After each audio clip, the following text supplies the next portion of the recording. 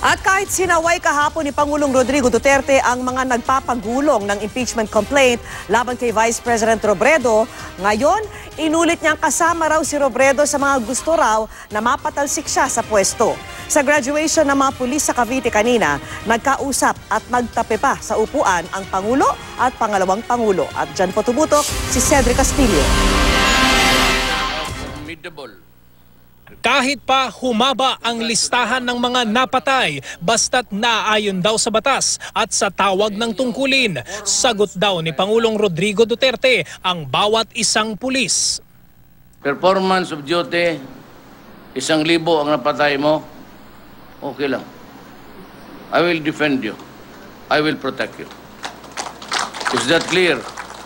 Ito ang mandato ng Pangulo sa mga miyembro ng PNPA Masidlak Class of 2017 sa kanilang pagtatapos ngayong araw sa Philippine National Police Academy sa Silang, Cavite. Sa kanyang talumpati, inanunsyo ng Pangulo ang plano raw niyang trust fund para raw sa mga pamilya ng uniform personnel. Ang kanya raw plano, paabutin ang halaga nito sa bilyong piso.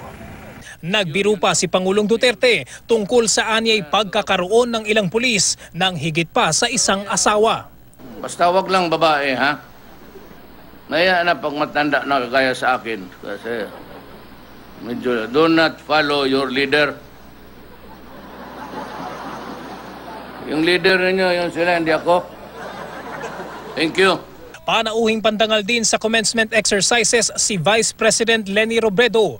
Inabangan ang muling paghaharap ng dalawa matapos kasing manawagan ang Pangulo na tigilan na si Robredo. Guys, lay off. Let's stop it.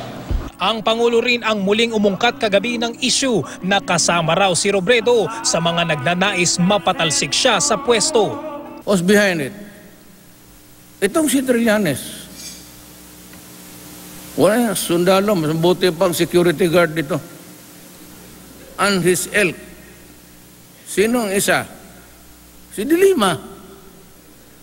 Gusto na niya akong paalisin. Wala naman akong ginawang exhibition.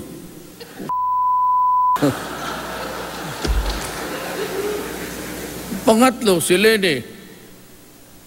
Natural. Kasi bakit pa siya maghintay kung nandyan yung opportunity? Nang magkita sila ni Robredo sa PNPA graduation, sinalubong siya ng ngiti at pagkamay ng Vice-Presidente.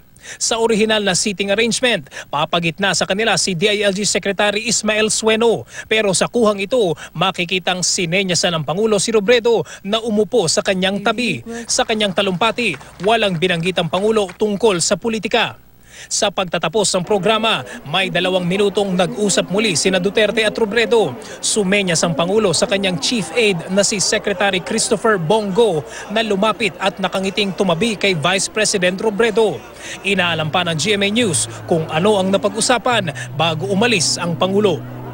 Mula rito sa Silang, Cavite, Cedric Castillo, nakatutok, 24 oras.